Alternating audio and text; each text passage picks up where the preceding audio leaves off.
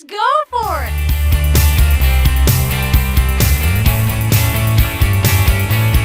I like the dark stuff. Give me the dark stuff.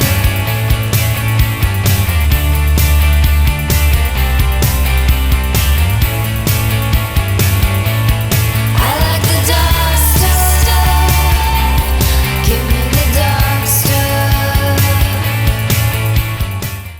Hey there, everybody, it's me, your buddy Dave, the host of the Dark Stuff channel here on YouTube. Thanks a lot for checking out the new video. So today's video, I'm going to do what has been going around a lot in the VC, which is this show me 10 obscure records from your collection, or ones that nobody else in the VC has. Now, I can't make that claim that nobody has any of these records, but I do think that the ones I'm choosing are pretty obscure. Now, apparently, this all stemmed from a contest from a channel called, hold on, let me look it up because I'm just learning the channel, TKR Video Central. Now, TKR, hey, look, if this contest is already over, or even if it's not, you don't have to enter me. I'm okay. I just want to do the video because I just felt like doing it. I've seen a bunch of people doing it. I was prompted mostly because Vinyl Rich did one, and in it he showed a bunch of records. They were obscure as promised. One of them I did actually have, and I made a comment about it.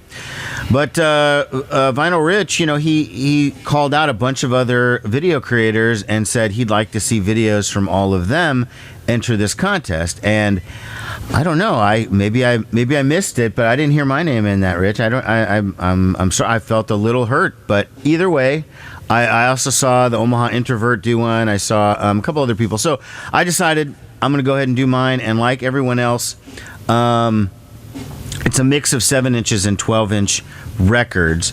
Before I get started, I want to point out one thing. And that is, I'm working on a video that's going to be coming up for a festival I'm working at. This is the Outlandia Festival. It's taking place August 12th and 13th in Bellevue, Nebraska, which is about 20 minutes from Omaha, where I live. And it's a 2-day festival, and this year the bands are Wilco, the National, Band of Horses, Local Natives, Silver Sun Pickups, Margot Price, The Breeders, Real Estate, and then a couple of local bands. Just pointing that out because I'm going to be working on a cool video of that. Maybe some behind the scenes, we'll see. I don't know. I am going to be the stage manager on this one, so I should have some good footage. Just a heads up on that one. And because I'm in the middle of a heat wave, I haven't been going out much or getting any new records. I've been at home. I've been reading this new book. Or not new, it's new to me anyways. The Belinda Carlisle biography, Lips Unsealed. Okay, now let's do the obscure records. Okay, so my first one is a 7-inch. It is from Esme Patterson, from a song called If I. Now, these are individually cut lathe records. These are something that she cut each one individually and sold them personally. So there was actually sort of like a Christmas ornament, and you can see it has this tag here to hang on your tree if you want to, but it does actually play. It is individually cut. From 2017, Esme Patterson.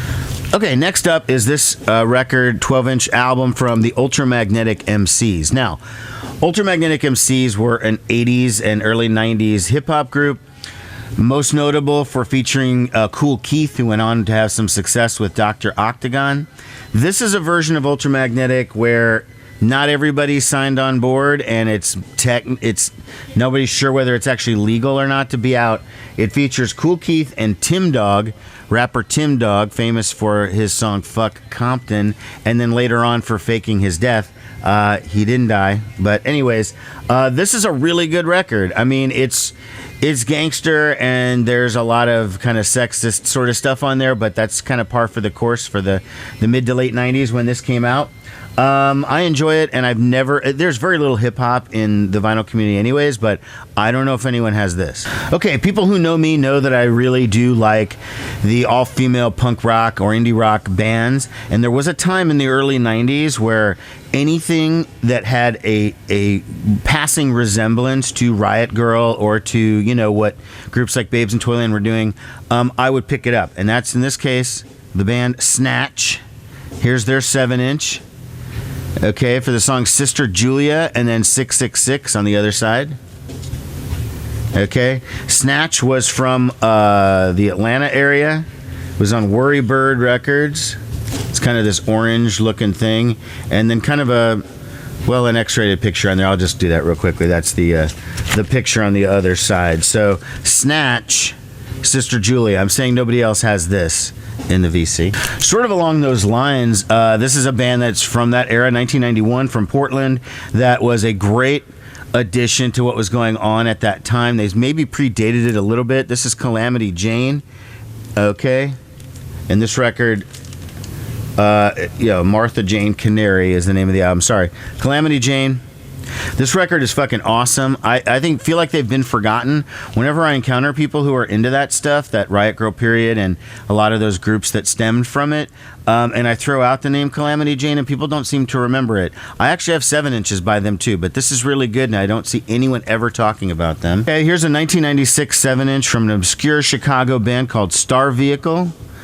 I semi knew them a little bit when I had my label back in the day, and they came up to Madison and played on a show or two that I did, and they were really nice and a good band. I think they wanted me to sign them on my label or do something. It did end up happening, and then I kind of lost touch with them. But anyways, this is a song called Waltzes for You, or an EP. And again, Star Vehicle. Don't know that anyone has this. Okay, a couple months ago, I posted an interview that I did with a buddy of mine named Matt Foch. He's a former member of the bands Bright Eyes and Head of Femur and a number of other bands high up. And I did there's an hour-long interview, and I will link to it above and below. Here's his solo record that I bet nobody else in the VC has. It's called Matt Foch and the Faders, Weight of the City. Probably if you don't know Matt, because he was a Chicago artist and then he moved to Omaha and then the album came out. So it was sort of like people weren't familiar with him doing this kind of music. So anyways, I'm just betting. They also made a music video, by the way, and I'm in it for about 3 seconds, just FYI. Matt Foch and the Faders as another obscure record I'm saying nobody has. Okay, sometimes I used to just buy 7 inches just for the cover because I wasn't sure what the music was like, but I would give it a go. Here's one from the Spud Monsters. I think you know why I picked it up. It's got Gene Simmons and Paul Stanley sort of artwork, and on the back too. I honestly don't even remember anything about the record. The record is kind of like pea yellow. I mean, that's on Smog Veil Records. So the Spud Monsters picked up solely for the cover art. And I'll just do my other 7-inch, my last 7-inch. So this is another one sort of bought for the cover art. Tattooed Corpse with a song called Fun Girl. It's got the sort of the sexy cover on the front. There's the dudes. Okay, I don't really remember this much, but it's on. There's the 7-inch there. Tattooed Corpse. I'm saying I don't see anyone talking about this band in the VC. Okay, so that's 8. I have 2 more to go. Here's one. This one, maybe I'm wrong on this one. This is a Parquet Courts live album, which Parquet Courts is a well-known band, and people have talked about them in the VC, but this is their Live at Third Man record. These are these very limited edition things that Third Man did, vinyl only, of a live concert, recorded direct to 2-track, so no overdubbing, no nothing, from when they play at in Nashville at Third Man Records. So Parquet Courts live at Third Man. This came out in 2014. Last but certainly not least is a soundtrack to a movie I've never seen. I've only heard about it. It's called Dudes. Now, it does star Flea from the Red Hot Chili Peppers. This was a 1986 movie, okay, that nobody's ever heard of, trust me. The major significance of this particular record is that it has the song Mountain Song by Jane's Addiction, okay, right there. Now, Mountain Song came out on their album Nothing Shocking in 1988. This is a 1986 version where they're shown as courtesy of Triple X Records. It's actually dated 1985. This is not the version that appears on the album, and I've never seen that particular version of this song anywhere else. Besides that, features tracks from Keel, The Vandals, Wasp, Megadeth, the Leather Nun, the Little Kings, I don't know who the rest of these are, and then a Steve Vai doing Amazing Grace at the end. So again, I've never seen anyone talk about this. I've never even seen the movie. I just have the soundtrack because it has that one really obscure Jane's Cut. All right, you don't have to enter me in the contest. It's probably long already over and stuff. People probably already, there's a winner, but whatever. Those are my 10 obscure records. Let me know in the comments if you had any on your own. Bye.